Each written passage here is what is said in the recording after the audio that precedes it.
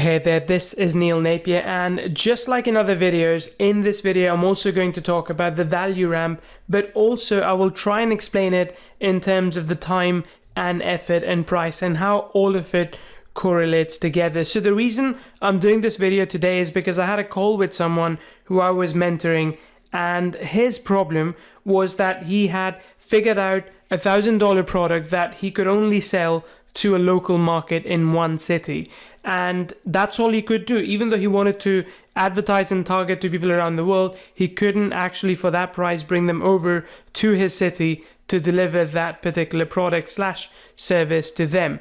And so when I think about value ramp, his value, that his price that he was basically offering to someone to buy for was about $1,000 or so, let's say. So when I talk about value ramp, I talk about going all the way from free or a low price all the way to whatever your high-end price is, which could be, say, somewhere around 100k or a little bit less. That's up to you to decide what you want to price your highest value service. For me, for example, if I'm going to come and stay with you for a month, work in your business, I'm going to charge you 30, 50 grand for it, just because it is a lot of effort on my part and I could make that money anyway doing my own business. So if I come in, build your business for you for an entire month, that's going to cost you between $30,000 and $50,000, depending on how interesting your project actually is.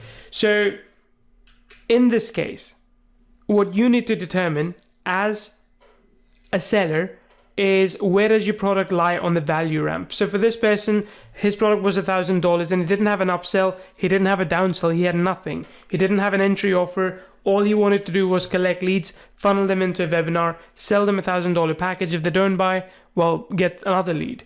And that's just not how you're supposed to run a successful business, because if you only have one offer, what's going to happen is that 99% of people will not be able to get into this offer, either because of the price or because of other problems, other issues that stops them, like they're not in the same city maybe, and it's a city-based offer. So what you want to do is you want to go in both directions and offer something at a lower price and offer something at a higher price. So if I'm thinking about this one, I recommended him to have another offer here at about $500 and then have another offer here at about $100. And in this case, I actually asked him to price up the $1,000 to $2,500 because I thought $1,000 was too low for it. But let's say even if he just adds another offer here for 2.5k, then he could add another one here for say 10k, and then there's a really expensive one for say about 50k, and then the last one is about 100k or something. It doesn't really matter. The point is that you should have this kind of value ramp. So I can't go into what offer he had because of confidentiality, but I can tell you that when I asked him to create a lower ticket offer, he said, I don't know what to do.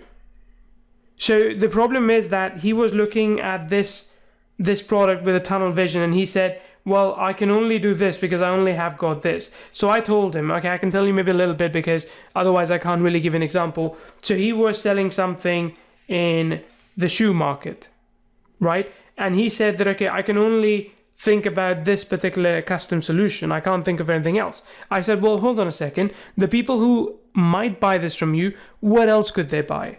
Maybe if they're runners, if they're joggers, then, you can sell them something else. You can even sell them some training. You can even sell them a book which teaches them on how to run faster, how to double your speed, something like that. So I worked with him to help him understand his market, because here the funny thing is that the market is really, really big, right? People who are going to buy, there are a lot of them. People who are going to buy this is like tiny number. So here you want something which is mass appeal, which is something that 100,000 people could buy. 100,000 joggers around the world want to get faster, want to get fitter. So sell them a book, sell them something specific, something tangible that helps them get to that end goal. Go past the finish line, right? Pun intended. But as you get up higher and higher, now you're really looking to consult with just one person for an entire year, let's say. And sure, you could still have 5 or 10 of these people, but that's the goal. You go in and you consult with some athletes, marathon runners who are willing to pay you $100,000 a year for one-on-one coaching. So that's the direction you go into. So it's a wedge. There is a big jump in this value ramp all the way from $1,000 to $100,000. And he might not even hit that $100,000 level. He might only hit 50 or 10K, but that's fine. He still needs to have an offer above and below where he was, and you need to as well. When I first released my product, I was somewhere here. I was at this point, and I realized that there were a lot of people who were coming in who were part of big corporations who could afford to spend $1,000 with me if I tried. And then I slowly gathered some courage and I pitched a webinar offer which I sold for $500. I had 7 people on the call. That was my first webinar I ever did. I sold 1. I was so happy. I said, hey, I can do it. I can absolutely do it. And then I started doing more and more, and eventually I sold another product for $997. And I thought to myself, you know what? I can actually do it. And then this went on, and I have sold as much as 50K packages, 50K paid over a couple of years. Now, I haven't hit the 100K level yet, but to me, it gives me a price anchoring. When someone wants to work with me and I say, sure, $100,000 and I'll work with you for an entire month or a couple of months or 3 months, they're like, whoa, that's too expensive. I say, okay, well, how about just 10K and instead I can do this for a week or so? And they're like, yeah, that sounds more reasonable. So that works out. So you need to have a value ramp, because for your own sake as well, you need to have a way to move people up and down. If they say, no, I don't want to buy this right now, and you try, but they still say no, move them down. Sell them something else which is lower priced.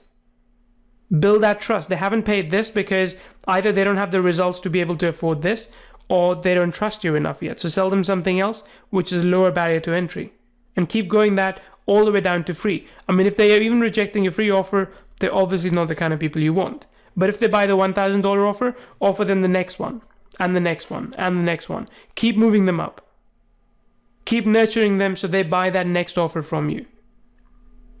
If someone buys the 1,000 but doesn't buy the 2,500, sure, you can try bring them all the way down to 500. Alternatively, just keep on nurturing them, spend enough time, and go back to 2.5K in another month or so. Right? So this is how you need to build and use your value ramp. It works really well, but it is important that you sit down and you write down all the different kind of offers you can make at all the different price points. And don't worry if you're not able to sell one of these. I mean, I haven't sold one of these till date. I just haven't. And even if I do, I might be lucky and sell one a year. But that's okay. That's more than enough, because this is just a small audience. Most of your audience will come from here. And this is what will actually end up making you a lot of the money. But the thing is that as you move in this direction, as the price goes higher, you will have to spend more time as well. And you will have to spend more effort as well. Because the funny thing is, as much as I want to, I can't always think about, okay, what should be my next funnel? I think more about the mentoring clients that I'm working with.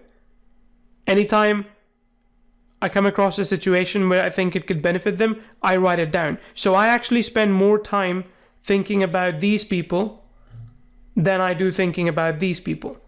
And that's just the way it is. I mean, it's because they're paying me much more, they demand more effort on my part. They demand more time on my part, and they got to put in more time as well.